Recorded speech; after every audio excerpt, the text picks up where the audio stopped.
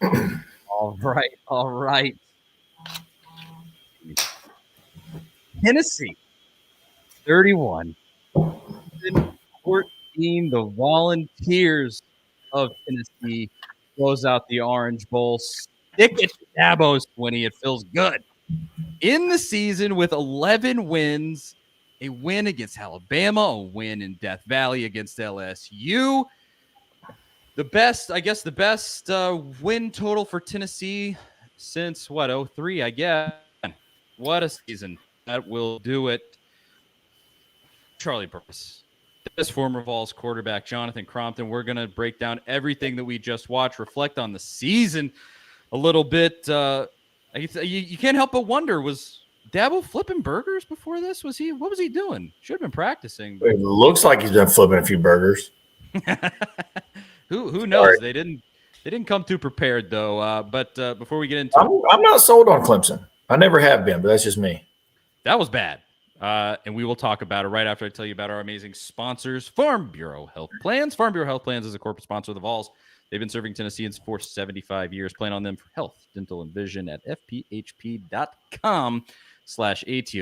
Omaha Steaks. Visit omahasteaks.com and type in promo code VOLS, that is VOLS, at checkout. Fill your freezer with enough gourmet food to keep your cookouts going strong into the winter. Rattle and Snap Tennessee whiskey from Log Still Distillery. Make your own luck, just like Tennessee's fast-paced Rattle and Snap offense with Rattle and Snap Tennessee whiskey. And we're going to be having a whiskey for the win tonight, boy. It's midnight. I'm going to need something to sleep after this. Ah, man, it feels good. It Tennessee does. 31, Clemson 14. Cromp, your thoughts? And how much time do we have? Because I got thoughts on like a lot of random things. I'll start with us first in the sense of we handled what we were supposed to do. We went out there, played the way we were supposed to play. What was the defense is on the field for 100 plays? 100 plays. Crazy. But we think we've talked about this for a long time, for 2 years now. If you're a defensive player and you're going to come to Tennessee, you know you're going to play a hell of a lot of plays.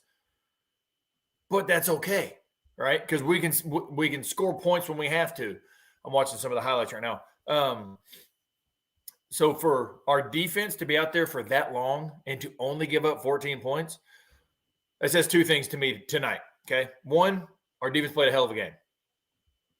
Tim Banks had a great game plan. So all the fire him BS from a few weeks ago, everybody get that out of your brain and stop being that way. He came out tonight against the top 7 team in the country and completely made them look stupid. He made Streeter look like he has not been coaching college football for over a decade. Bottom line. Second thought, can people stop thinking Clemson's that good now? Like, don't get me wrong, and I say this, and I grew up a Clemson fan. I say this in all honesty. Since 2012, they've looked, keyword looked, like they've had just a dude at quarterback, right? But look at all the dudes they've had out wide. Okay? This kid, I think, is going to be good, but he is not the savior of Clemson football. Proven. They had, over 50 plays on our side of the field, and they scored 1 rushing touchdown? I don't care what anybody says. If you're that good of an offense or that good of a player, regardless of who's out, when you play half of your game on our side of the field and you're supposed to be the next man, you score points. Trevor Lawrence, right? He did. There's the reason why they took Kelly Bryant out. So those, like I said, I've got thoughts on a lot of things. I can't wait to see Dabo's stuff when I wake up tomorrow about what he moans and complains about, because we took it to him tonight. We handled our business, and Joe played not flawless, but he played as good as he could for what we needed him to do tonight against the top 17. Absolutely. You can't walk away from a 17-point win, if I can do math correctly, over the number 7 team in America with a quarterback that their fans I listened to a bunch of analysis leading into this game to make sure that I made any kind of informed prediction. And first of all, Crompton, I chose Tennessee to win Me, the eternal optimist. Look at that. And I finally even we were the underdog and you still took us. I know. It was a feeling. It was an inclination that they love it. These Clemson fans and reporters too really came into this going, Klubnik's an improvement. He played lights out against North Carolina. This is going to be it. They got to figure it out. And that just was not the case. Tennessee's defensive line in particular ate that kid alive. And obviously in that second half, when they really got worn down, they were just desperately throwing the ball, got some interceptions on him. I mean, his stats are going to look skewed because of those last couple drives. They were just throwing it. So it looks, he threw for 320. I'm like, yeah. I looked it up right before that last drive. He only had like 70 yards total in the second half until the last two drives. So the numbers look skewed for him. Well, I think overall, just so satisfying. That's probably what I would say overall about this game. It just is really nice. But what we got to get from you, Crompton, I think everybody's going to want to hear, former volunteer quarterback. We got to talk about Joe Milton in this game. You already mentioned it carries you to 31 points, a 17-point victory here. But before we do that, we got to talk once again about our friends at Omaha Steaks. It is cold out. And what goes better with the freezing cold than a beautiful steak? Whip it up. Brave the cold and whip it up on a grill. Go and get you a cast iron skillet and fix it inside. You don't even have to go be cold. But with Omaha Steaks, you can get that delivered right to your door. The holidays are here, achieving gifting greatness when you give the gift of perfectly aged, tender, and delicious Omaha Steaks. Omaha Steaks have put together a delicious selection of various gift packages to make shopping for the ones you love nice and easy. Go to omahasteaks.com and take advantage of 50% off site-wide. Plus, when you use code VOLS, that is VOLS at checkout, you will get an additional $40 off your order. Omaha Steaks has everything you need to give a gift that's simply perfect, or just give a gift to yourself. Sit in an assortment of mouth-watering favorites like the delicious Butcher's Cut Filet Mignon, air-chilled boneless chicken, ultra-juicy burgers, and easy-to-prepare comfort meals that are ready in a flash. Do not wait. Order today and beat the shipping rush. Go to omahasteaks.com and use promo code VOLS, VOLS, at checkout. Get that $40 off. It's a gift from the heart, a gift that will be remembered with every unforgettable bite. Order with complete confidence today, knowing you're ordering the very best. Visit omahasteaks.com. Take advantage of 50% off site-wide. Plus, use promo code VOLS at checkout for $40 extra off. Minimum order may be required. That is Omaha Steaks. Now, Cromp. Joe Milton. Yeah. This is, I think people were hoping for one of two things. Well, not hoping for either of these things. People were hoping that he would have the performance of his life and we would be going, he's the guy for next year. Let's go. Or they just wanted a definition where he went out there and really stunk and we can go, okay, we're going to move on to the next guy. Honestly, what happened is sort of in the middle. So actually, no, it's not. You know why? Well, yeah. So maybe it's not. What do you think? If we're going to go by season stats, right? Hendon Hooker, 285 a game, 2.4 touchdowns a game. Joe Milton, 251, 3 touchdowns. Literally, it's exactly what we've been doing all year. I mean, you have to go. You got to understand. Man, I get it. Fans want everything to be wow factor. They want it all. I get it. I mean, I'm a fan now too. But the reality is, we threw it 28 times. It's about average for the year. We ran it 38 times. It's about average for the year. We didn't do anything different. Early on, we got him in a rhythm, right? But we threw for 251. Our season average was 285 going into tonight. Or with Hooker. Hooker was throwing for 2.45 touchdowns a game. So really 2.5. He threw for 3. Literally the exact average of what we had been doing this whole year throwing the football. So our offense was very productive. The only thing we didn't do was score 45 points. But we still scored 31 points against his top 17. It's the most we've scored against a top 17 since Alabama, right? And that was just because Hyatt caught the ball 6 times for a billion yards, it seemed like.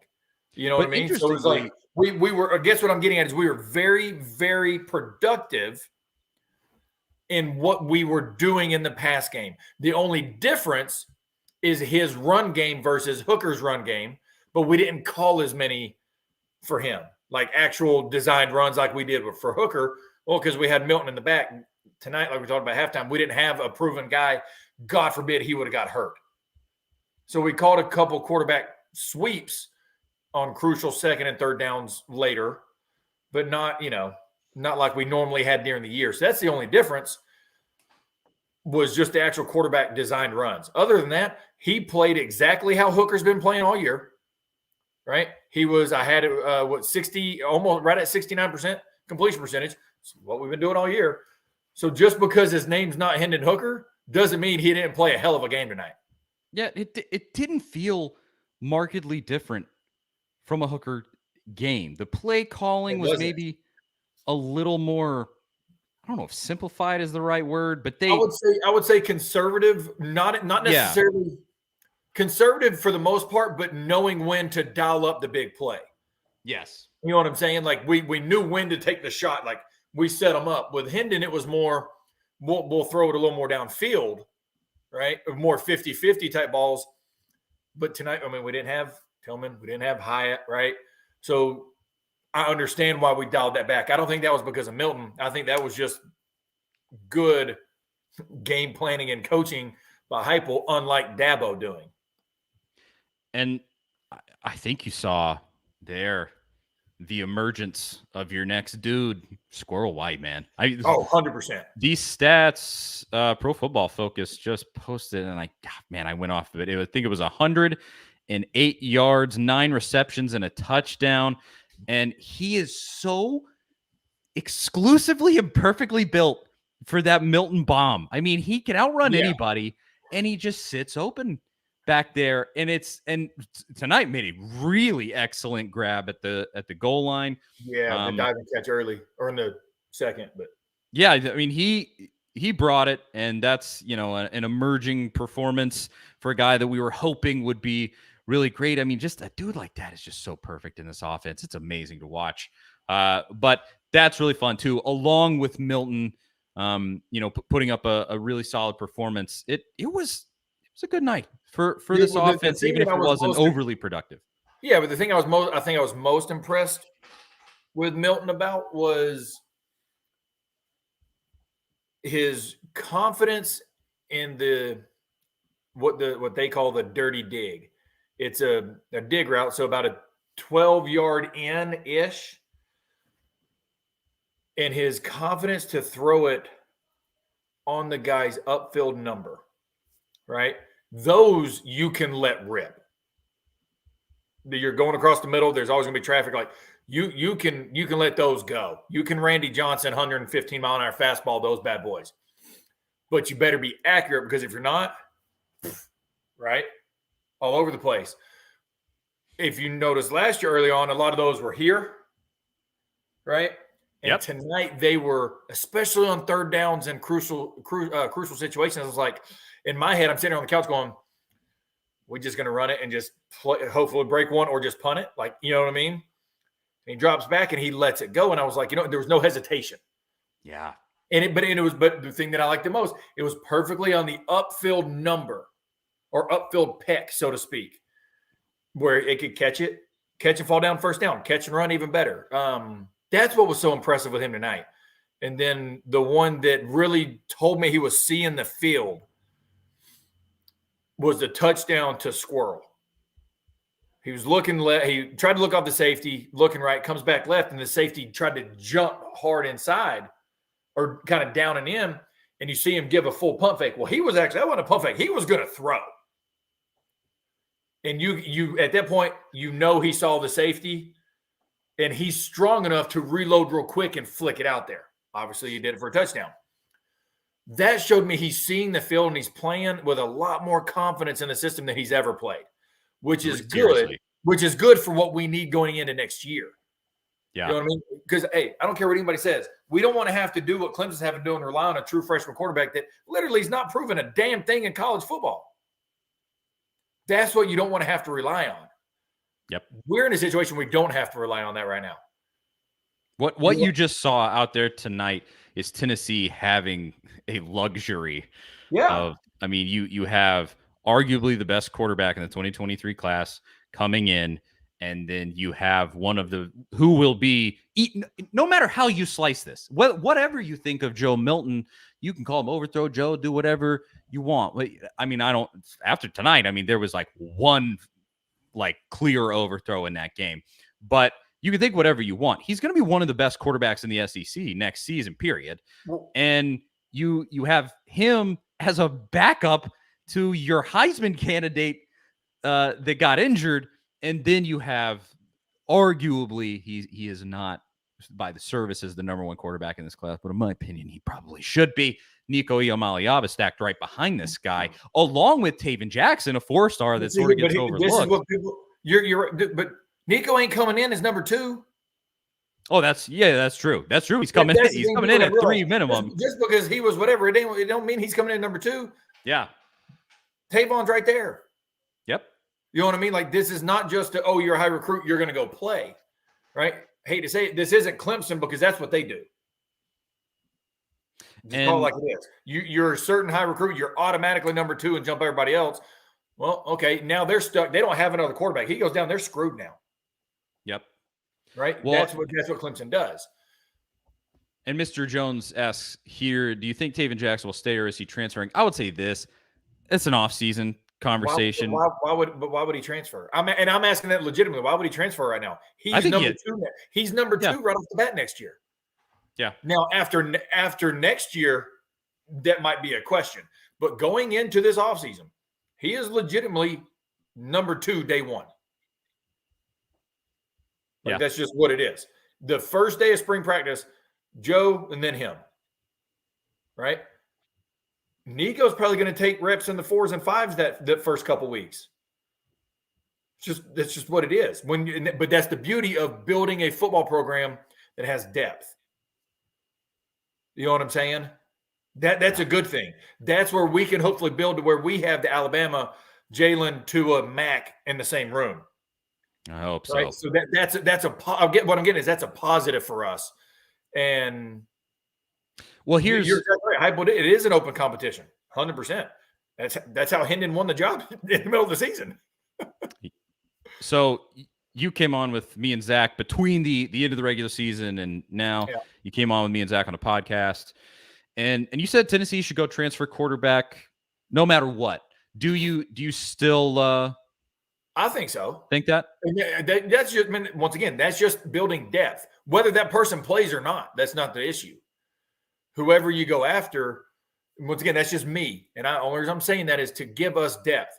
We don't want to be in a situation like we are right now that if Joe goes down, we have nobody with proven depth or proven experience. We don't. You know what I'm saying? Like, and it's obviously you can't get the experience without playing, blah, blah, blah. I get that. But if it, God forbid, it's a big-time undefeated SEC matchup, you just feel better if you got a Jalen Hurts or a Tua backing each other up. And then Mac Jones being number 3, and then the next year he's number 2 getting the play time. Oh, then he's 1. Then you got Bryce Young coming. You see what I'm saying? Like, that's what we want. And in year 2, we got to build that. So I would say, I'm not saying to go out and try to say they're going to come in and start. But to me, if we go get a transfer quarterback, that only helps the quarterback room depth. That's how you win. That's how you win championships. Sure, absolutely. So that would be my opinion. We may not. I'm not in the room with them, right? I'm not at practice with them, so I don't know how they feel about everybody else. They may say, "Screw it, we're good." You know what I mean? I think they're gonna go after somebody else. I would, given the opportunity. That's not a slight. That's once again. That's just for depth. That's just for depth alone. Yeah. Well, again, plenty of off season to cover all of that, but let's get the nearly 300 people watching involved in the show. If you are watching, drop down into the comments and tell us right now. Tennessee 11-2 on the season. Win over Clemson. Dabo's an idiot. I mean, it's just so satisfying. He's so easy to dislike because of the things it's just because of the things he says. And then he goes back and tries to, when he gets caught on them, then he tries to say that you misunderstood him and tries to make you feel dumb about it. When I'm like, no, dude, like you literally said this. Like, I mean, it got so good. Well, yeah. On On that note, one word for how you are feeling currently. Go to the comments wherever you might be watching, Facebook, YouTube, wherever it may be. One word for how you are feeling currently. Tennessee 31, Clemson 14, an 11-2 season. Just how you feel going into this off season. And I mean, it can be about anything, but just one word for your current mood, your current feeling. And this segment is brought to you by the great folks at Farm Bureau Health Plans. Farm Bureau Health Plans have been serving Tennesseans for over 75 years. Much has changed in Tennessee over the years, but some have stayed the same. Farm Bureau Health Plans has always valued personal relationships, especially when it comes to good health and good service. Plan on Farm Bureau Health Plans for health, dental, and vision. For better coverage, better rates, and better service, go to fphp.com/ATOZ or walk into one of their 200-plus locations across the state. That is fphp.com/ATOZ. Farm Bureau Health Plans. Again, just one word for how you're feeling. Ton of people watching, a ton. I'm looking now. A ton of responses. I'll get yours in just a second, Crom, but let's go through a few of these. Tony says, unimaginable. I'm with you, Tony, there. Rect says, excellent. Tighten up says, fantastic. I feel fantastic about Tennessee. I don't feel fantastic about the Titans, unfortunately. Mango, fulfilled. Mello says, satisfied. Alan, happy. Timothy, finally. Lanice says, yes. Same. Brian says, proud. I like this one. Derek says, orange-tastic. Stephanie, love it. Amazing. Pat, elated. I'll throw it to you, Crump. You one word for how you're feeling. I'm just going to go proud. And mind the reason why, knowing what those players put in, knowing what the coaches put in, and to be able to do this in year 2 with, I know that last year it was a lot of transfer portal issues. We had so many guys leaving, all this stuff. Just proud for the kids that stuck through it all. They've been through a lot in their time at Tennessee, especially those seniors that have been there the whole time. For them to be able to be resilient and stay through it, continue to want to work in the off seasons, want to stay in the summertime and continue to get better and go through the absolute misery of summer training, fall camp, day in and day out, getting just completely trashed everywhere from the media, from people in the community, from other teams, blah, blah, blah, to coming in year 2 and going 11-2 and winning the Orange Bowl against a top 7 team and showing people if you do it the right way, good things will happen, right? And that's why that's why I go with proud. Like this was, I'm just happy for especially the seniors. Obviously, all the kids on the team, but the seniors and juniors have been through so much in their time there, so much, and they genuinely deserve this moment and this feeling. They do. Absolutely. A few more. Zachary says, one word. Back. I think this definitely counts as back. I mean, you beat Alabama, you beat Clemson, would that be the last 3 national champions? Tennessee. Well, I saw somebody early on in the comments said that we're 3-1 against the past 4 national champions. Georgia being the one. That's wild. Yeah, that's right. Well, Georgia won last year. That's right. But I mean, that's once again, this is year 2. Now, obviously, we got to sustain this, but you can tell it's a build from within, right? This is not just a fluke. Yeah. It's not, oh my God, whatever. Like players want to play for this staff, especially Heupel. Look what he does. Like I watch the game in a lot different way every game I watch. But it's always about Dabo, right? It is. And I'm saying this because we played Clemson tonight. Dabo always makes it about essentially look at me, right? And whenever something good happens, he's kind of the limelight. Whenever something bad happens, he's making sure he's in front of the camera, like acting like he's doing something. Because if you go look, he doesn't do a whole lot of coaching. But what I love to see was after that touchdown to Squirrel, Milton comes off the field, and Howell just gives him a hug. You know what I'm saying? Instead of doing all the Dabo crap, he just gives the kid a hug. He genuinely cares about the players. Recruits are seeing that. That's why, like, I don't think it is hard to sustain. But I don't think it is as hard when you have a genuine, keyword genuine, coach. And I think we have that. Man, I hope that if this isn't a selling point for what Heupel can do, I mean, this whole season, and now having done it, won big games with 2 different quarterbacks. I mean, come on, it sells itself. It feels like. But Randy says puff dash chest. Chris says dominance. Alicia says relieved. Charles says optimistic. Christopher says hopeful. Crystal, grateful. Mr. Jones says hungry. Josh, expectations. Love it. Let's see. Again, we're just talking about one word that you would say that for one word for how you are feeling currently. And I guess I'll get to mine. There's so many of these. I'll get to mine.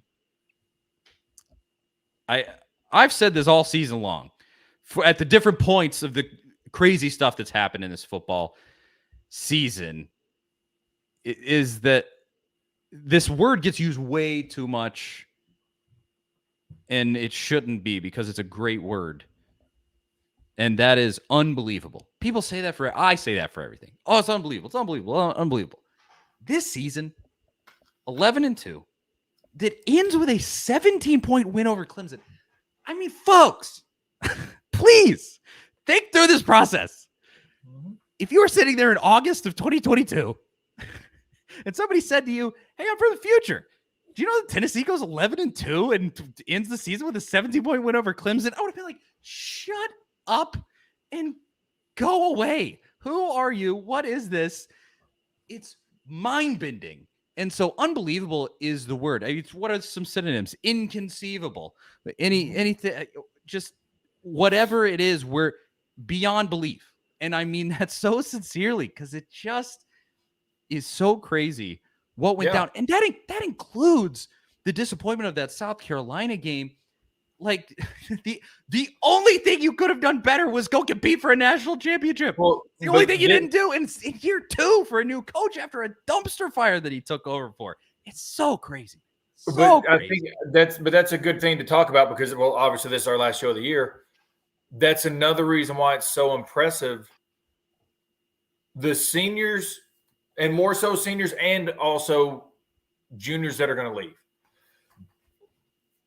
Could have just said middle finger to the world after the South Carolina game. Right? We don't screw it. We don't care about Vandy. We go put 56 on them. Screw it. We're just, it's not a national championship, so what does it matter, right? That's what I'm saying. Like, he's building this from the inside. And I would be very interested to know what other coach in America has the mindset and the policy, and it's his policy to himself, that I'm the first person the players are going to see when they walk in, before they walk in this meeting room. Mm-hmm. Every day. Now, that's easy to do for a day, right? It is. It's easy to do for a week. But when you do it every day, day in and day out, let's call it like it is, man. We're human, right? Some days we just don't feel it. Some days we can have bad days. And you have the mentality of, I'm going to show them that today's a good day. Today's a good day to be a part of this program. Today's a good day to be yourself and enjoy this process. And he does it every freaking day. That's why it's so impressive, because these kids have physically bought in to his mindset. Yeah. Like, it's we can go on and on about it. Like, I'm going to tell you, the smartest man in the state of Tennessee is our athletic director, because he gave him a contract before Florida. Dude, hey, give this dude whatever the hell he wants right now. Let it essentially give. Remember that movie? You might be too young for this. The movie Blank Check. Anybody remember that movie? Back in the day, dude, just give the dude a blank check and just write your number on it. Just write it. We'll go to our boosters. We'll find it. Right? Like Colorado said, well, we don't have it yet, but we're gonna get it. You know what I'm saying? Like, give the dude literally a blank checkbook and say, hey man, just go cash it in the bank. Just don't leave us. Please consider the coaches that have had I'll put it this way, a 2-loss season in year 2. One of them, Kirby Smart. One of them, if I'm thinking correctly, Nick Saban. Who are some of the other ones? Yeah, because Nick won it all. Nick won it. His 09 was his 3rd year and won it all. Yes. And, I'm wanting to say because the first year he was like 6-6, and then I think it was like a 2, maybe a 3 loss, something like that. Maybe it was a very good jump. But that's and then the recruits start rolling in because I'm gonna tell you, dude, Alabama was trash before that. So bad. Yeah. I mean, people forget that. Kids don't know that now. No, they don't. They were terrible. That they've all grown up in the Alabama Nick Saban era. I'm like, dude, Alabama used to be like legit what Miami is right now. I mean, the whole the Mike Price thing was something that would have happened to Tennessee in the last 15 years. I mean, people just totally forget that. But it's just the point of that being Heupel's in some serious company here with 100%. What he did this season. Like, make no mistake about that. This dude has done something here that this miracle level stuff. Again, we use all these hyperbolic words, but I think in this particular situation, with what we've seen over the last 20 years, this is just mind-blowing. But I think one of the things, I was going to say this a minute ago, one of the things that really stuck out to me in this game, you were sort of touching on there, what you're saying, and this may be a little bit of a commentary on the difference between the SEC and the ACC, but Tennessee just pushed these boys around. They looked tougher. They just looked... They beat the absolute hell out of Clemson. When's the last time we could say that? Seriously. And that is, and dude, I've been in that locker room. I get it. When is the last time we could say that Tennessee was like, F you, we're here. It's all, think about it. We just talked about it. It's been the Alabama deal, right? It's always been Nick Saban. Well, they walk on the field and you go, damn, that's a football team. That's middle school, right? Yeah. We're getting back to that point. We are. And just the physicality of, man, I don't want penalties. I don't. I promise you I don't. But if it's after the play, I'll lose my mind. But if it's within the play, and it's not just dirty, but you just absolutely destroy and manhandle somebody, and it just so happened to be a penalty because they're like, hey, that was a little too aggressive, I don't care about that.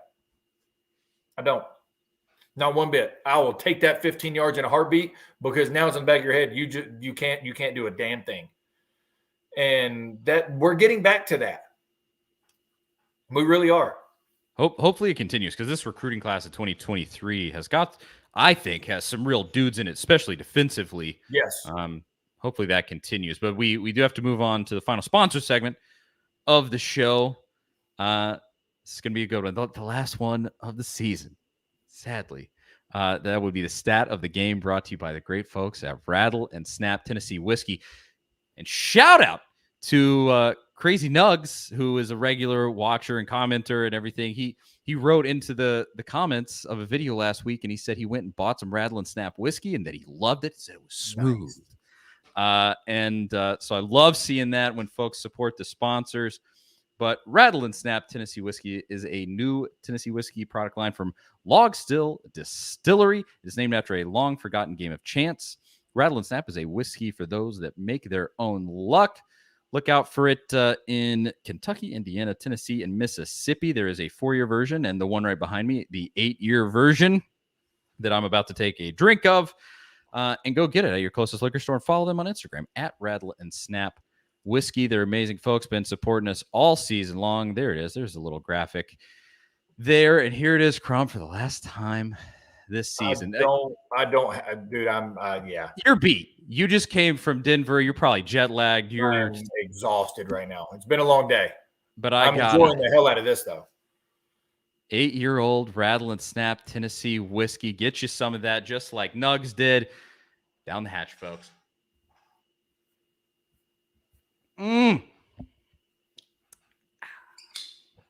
Go Vols. Your stat of the game, Cromp, brought to you by Rattle and Snap Tennessee whiskey. Well, what stood out to you on the stat sheet? Honestly, mine's a little unorthodox. Okay. If I had to do it for this last one. We scored 0.45 points per play. Clemson scored 0.1. Okay, that is a little. I did that, meaning they ran 101 plays, and half of that on our side of the field, and you only score 14 points, but it wasn't 2 touchdowns. It was a touchdown and a 2-point conversion and some field goals. So you score 1 touchdown, when over half of your plays are on our side of the field. So then I wanted to take a little deeper and give like the 0.1 per play. It just sounded really good. It's a crazy stat by our defense, giving up 1 touchdown out of 101 plays. I didn't think that was going to happen in that. I'll just say that. I legitimately thought this was going to have to be a shootout, because I didn't think our defense was going to be able to stop. Because if you look, our defense statistically all year has been in the 120s. You know what I mean? Yeah. But we stepped up big when we had to, even with injuries and opt-outs, and honestly almost looked better. I'll just say it that way. Well, some commenters beat me to my stat of the game here. I'll just point. Let's see. Point one out. Ben Hall says right here, Aaron Beasley is my stat of the game. This man put up 12 tackles, 4 tackles for loss, 2 sacks on the game. And they sort of go hand in hand with what you're saying. Tennessee's defense on so many plays. I mean, they were on the field so long in this game and still pinned their ears back, got the job done, made life a living hell for Cade Klubnik. Just such a gutsy, really impressive performance, given how much pride they could have lost after that South Carolina game. And we're 2 games removed from that. How much pride they could have lost from that. A total embarrassment. And they come back in those last 2 games, 0 points from Vandy. And then in this game, 0.1 points per play. Is that what it was? Yeah, and we were almost a half a point, but we were almost a half a point per play. I don't know. That's why 5 not times go better. off the wall with the last stat of the game, right? Like, just go completely crazy on the last one. I mean, I love it. Klubnik is definitely going, can we go back to the ACC, please?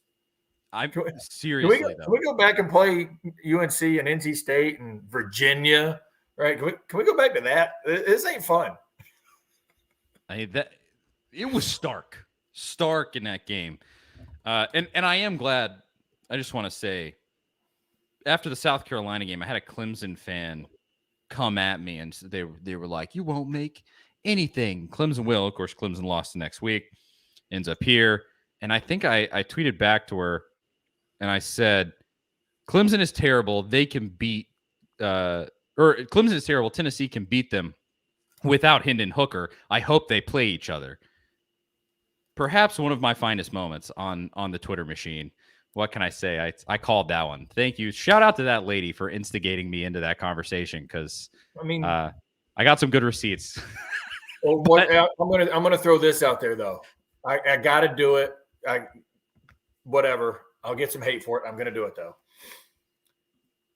In all honesty, what was the likelihood of anybody saying Hendon Hooker for Heisman before last season? in just complete true honesty. Before last season? Yeah, before this season. Oh, before this season. Yeah, but before this, I actually because the season's over now, so this is technically last season now. Well, let's start here and think about how crazy it is. Before the season previous, I was this on show this week. I went to the spring game and watched Hendon Hooker play, and I went, this ain't it. This kid is not going to play a snap at the University of Tennessee.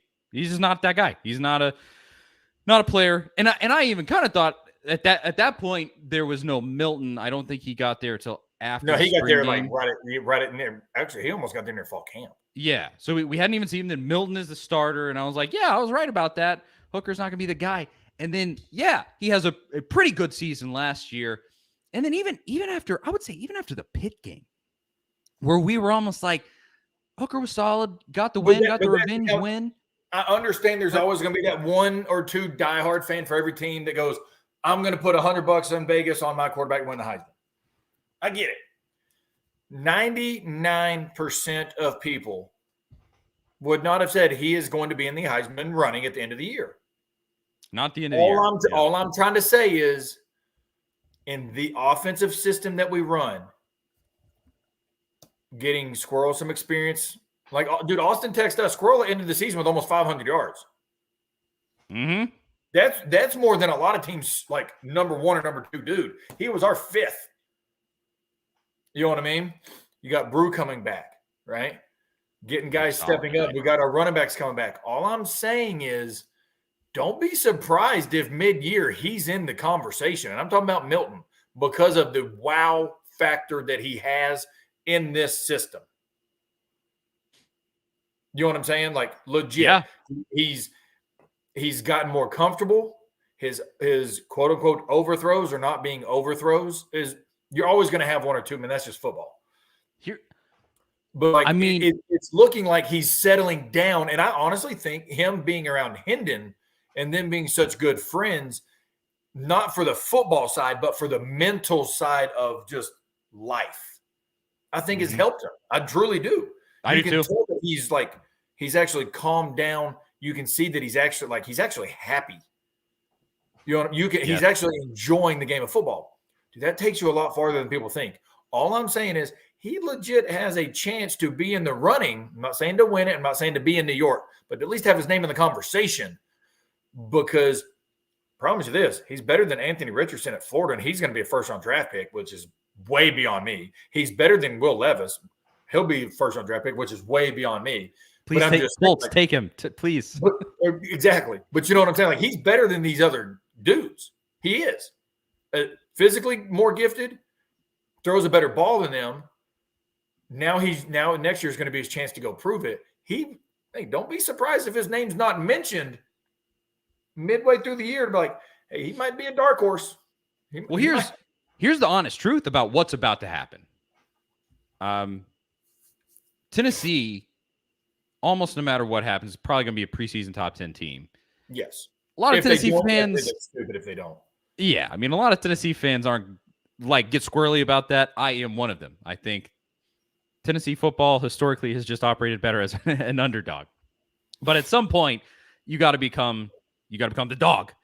And now is the time with Heupel as the coach, I think. But that's what's about to happen. You are going to get that kind of hype with Joe Milton after this performance. 17-point win over Clemson, yada, yada, yada. Like, it's going to be that. That's what is about to happen during this offseason, unless there is some craziness like they go and get like a big name quarterback out of the transfer portal or something like that. Who knows? What big names are really left, though? That's true. Hartman would have been it. Like ones that you would go, hey, this dude would come in and he might be the guy. Hartman would have been it. I think he's the only one out of the transfer portal that I would have been like, I think he has a very solid shot of replacing Milton just with the way that he plays, but that he's going to Notre Dame, so that's over. Good boy. And shout out to Notre Dame for beating South Carolina, by the way. Exactly. But I don't know how. Hey, I am a Wake fan. I do like Hartman, but I'm sitting there going, like, if you watch the system they run, he doesn't fit. He sure as hell doesn't fit Notre Dame because he is the slow. Well, dude, Mert's going to Florida. You don't fit that system, dude. right? And that was arguably the most confusing to me. But I mean, because here's what I guess what I'm getting at is if let's just say he stays at. If he averages 275 a game, dude, that's 3,300 yards. Mm-hmm. All right. If he goes for 33 to 3,500 with a touchdown to interception ratio of 4-1, right? Let's say he goes 28-7. Well, that's better than 3 of the dudes in New York this year. All right. Or maybe not 3, but at least 2 of them. But you know what I'm saying? Like all I'm getting at is there's a legit chance because now we're going to start getting the hype because of where we're at as a program right now. Right? We're going to we'll be in the top 5 preseason. Yeah. Is what it is. TCU probably won't be there because they're losing a lot, especially their quarterback, blah, blah, blah. I don't think they'll be a top 5. I think they'll be top 10, but I don't think they'll be top 5 even if they win the whole thing. So it's instantly at 6, instantly jumps us to 5. You know what I'm saying? Like, I think we'll be in the top 5. You get that, and you have the performance you did in the Orange Bowl, 68 or 69, whichever percent, 251, 3 touchdowns, a very effective game. If he goes out game 1 and 2 against, I don't know when we play Florida, if it's 2 or 3 or whatever, but in the first couple non-conference games, and you throw for 330, 340, that gives you a little leeway for when you play the other teams that if you only throw for 240, averages out about 270. If we do that and we're going to Alabama undefeated, he is in the Heisman talk. 100%. That's for sure. Yes. And this all I'm saying is don't be surprised. Well, and this happens. This season gives you the legitimacy of being one of those teams that gets the benefit of the doubt. Like Tennessee was pissed all season about like Alabama, which first of all, if Alabama loses tomorrow, Tennessee will finish way ahead of them. First of all, Tennessee will be no matter what happens, finish in the top 4.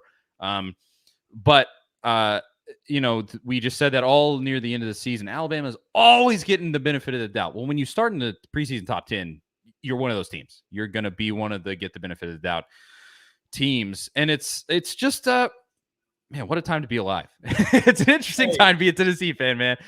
Here's where it's going to get better for us too. I would like everybody's opinion. Preseason SEC West, who's the favorite? Well, I mean, it's got to be Alabama. LSU. Why? Why not? They got everybody coming back.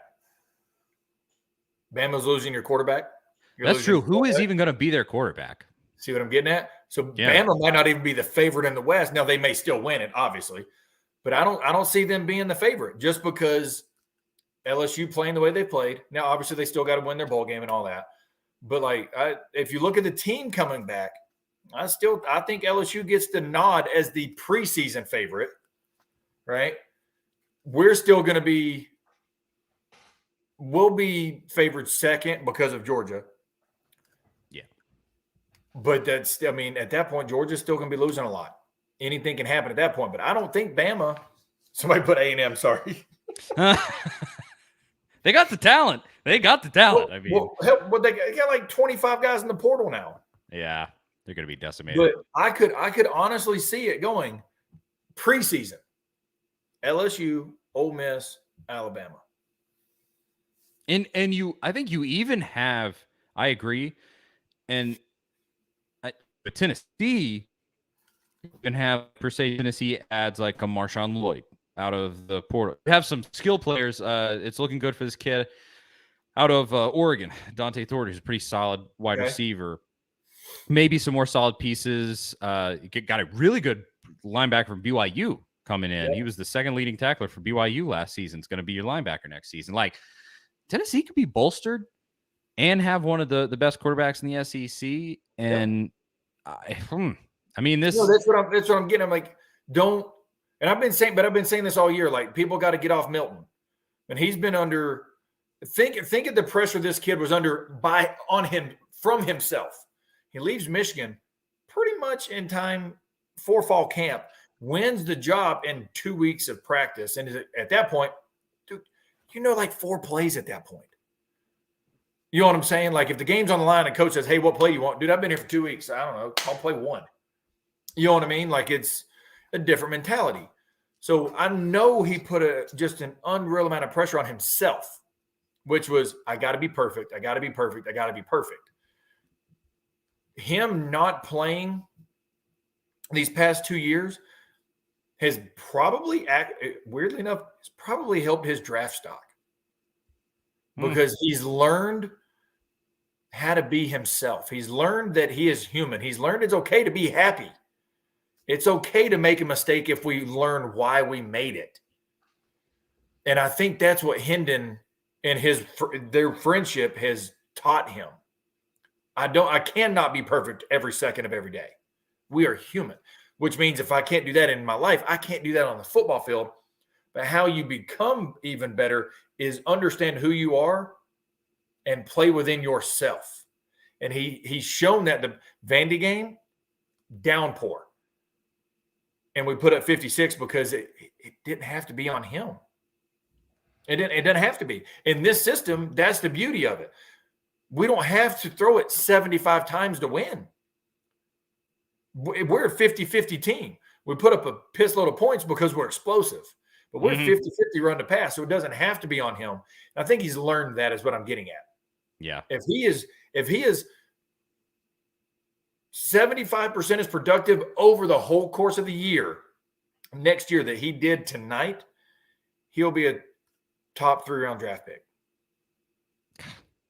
I hope. And I'm hope. dead serious when I say that. I mean, I really think that if everything goes correctly, things could be set up for another special season. 100%. And it's just so exciting. And what a great feeling to end the season in this way and wrap it up, get that 11th win. A lot of people are really hoping for that. It's a pretty special number. 11 wins in a season is extremely tough to get. And so, man, what a hell of a year. We're closing in on an hour. You're jet lagged and need to sleep. It's 1 a.m. Final thoughts. I mean, what a season, man. This has just been crazy. It's been fun as hell. A lot more ups than downs, which we haven't been able to say in a long time. You know what I'm saying? We haven't been able to say that in a long time. So Thank God. A lot more ups this year than downs. Love interacting with everybody. I know we miss a good amount of comments because they flow in and it's awesome.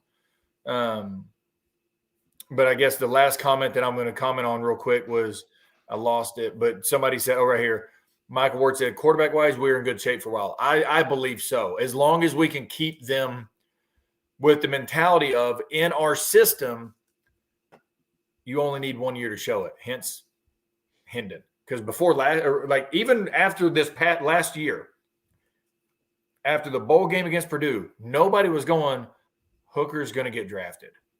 Nobody was. Otherwise he would have left. Nobody, including the NFL scouts, was going, this kid's going to be drafted. Now you're looking at, even with the injury, you're looking at a mid-round pick or better. If he didn't get hurt, he could probably slide into the second. You know what I mean? Like legit, like he's got a chance. Now, this system, you only need 1 solid year. And that's where Heupel's just going to have to sell it. I need you to stay. You may not play as a true freshman. You may not play as a sophomore. But by God, when you play, you're going to light this stuff up. And the whole country is going to know your name. Yeah, proof's in the pudding. That's just the reality. So that's where I'm going to agree with that comment. I do think we are in good shape at quarterback for a while, as long as the guys understand that mentality and stay. Because now we're recruiting guys that fit our system, not what he inherited. Well, and I'll just say this about Hooker there. I just want all of the best things in the world for that guy. He's such a good 100%. kid.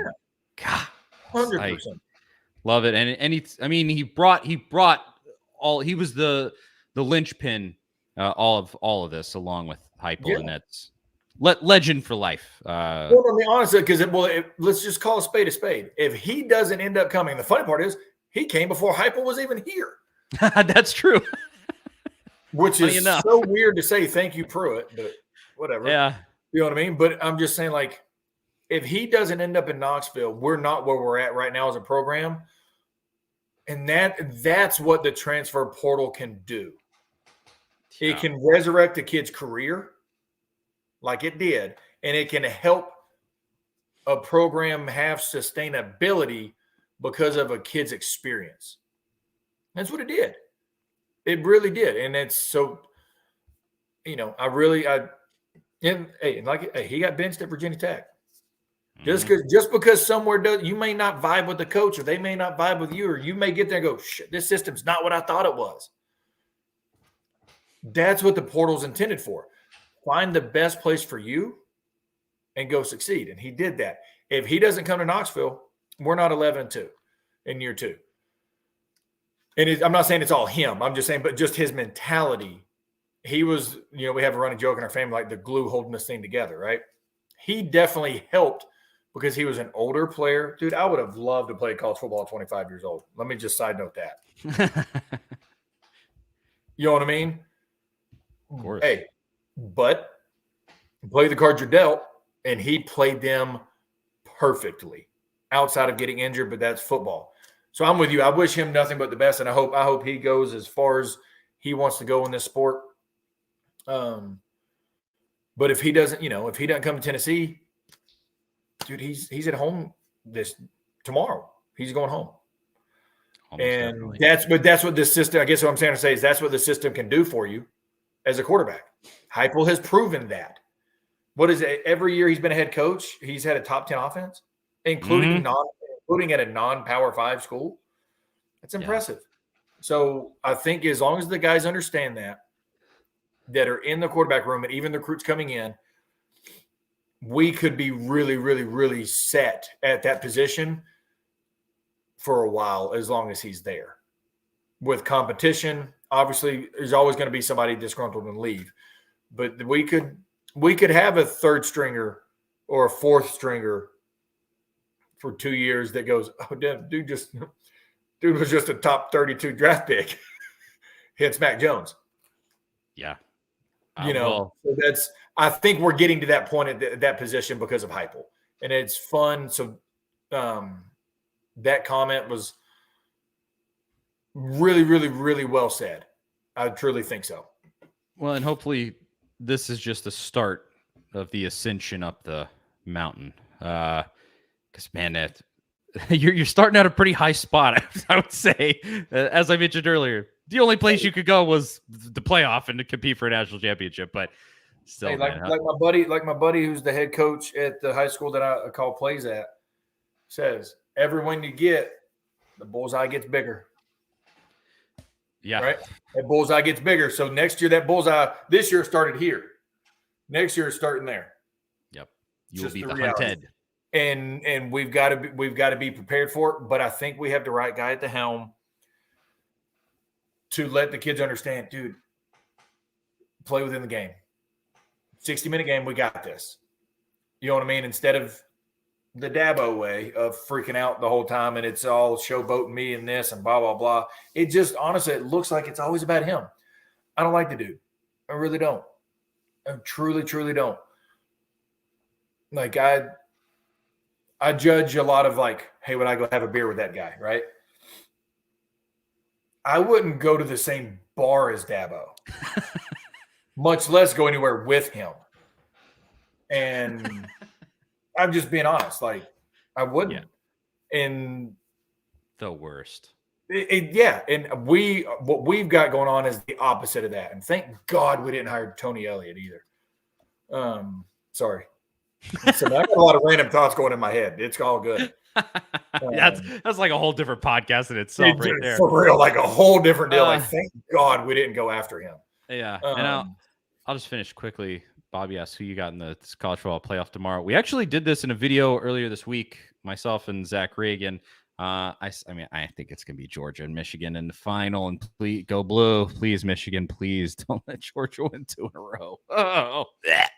Well, odds are not with them. Only teams have done it. Yep, it's USC, very, Alabama. very Who difficult. was the other one? Who was it? It was USC, Alabama. And was it Nebraska? Yes, correct. Yeah, I think it was Nebraska. Saw that earlier this week. It's not easy to do. I just don't. I don't think Michigan. I don't think Michigan can throw the ball when they have to throw the ball. You know what I mean? Like if they're down.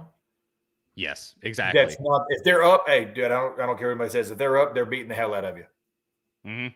They're going to pound on the ground. There's nothing you can do about it. If they're down, I just don't. They haven't had to do it yet. So it's like I don't know. I'm not necessarily sold on them on that fact, but hence they haven't been down yet. Bro, this comment is so good, so simple. So simple, yet so effective.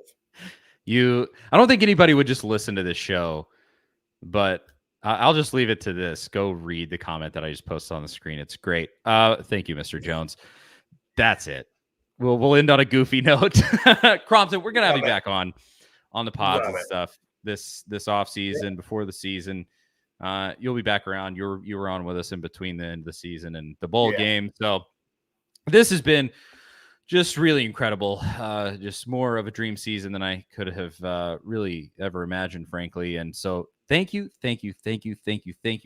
profusely from the bottom of my soul to every single person that watches this show, that watches the Big Orange Podcast. Obviously, the Big Orange Podcast will be ongoing Mondays, 4 p.m. Go check that out. Live stream there, and then it's posted to the YouTube and Facebook afterwards, as is this. But seriously, this show has absolutely exploded this season in an unimaginable way. I could not be more grateful, and it's just been so crazy. All of you are amazing. Thank you. Exactly. Cromp, if you got anything, that's basically I couldn't have said it. So. I couldn't have said it any better. Thank you, everybody. Like I said, the ups, the downs, the good, the bad. We had a lot more ups and good this year than we've had in a long time, and that's fun because it keeps the show entertaining. All right, we get to talk about random things, like just random things out of my head. So I mean, this is always fun. The night games are not the most fun for me because I am not a night person anymore. Yeah. But it's always great to end with a win against Clemson that just solidifies that we're the real Orange. I had to get it out there. They're not, to call it like it is, way closer to the actual oranges from the Orange Bowl color than they are. So Suck on that, Clemson. Right. But guys, seriously, thank you so much. It's been fun. Love every minute of it. Interacting with people, especially like letting me get some certain things out of my head, like about the game, like what the players are thinking, what the coaches are thinking. Like I enjoy that stuff. So every time you guys ask a question, if we miss it, don't be afraid to just retype it because they come in so quick because we have so many people watching. Love it. Love every minute of it. Happy New Year. Everybody be safe. Yeah. All right. And we will see you guys next year. Yeah. That really is it. Happy New Year to everybody. Happy 11-2 season to everybody. Yes. Let's go. I'll just end it with this right here, folks. It's been what a season. Go Vols.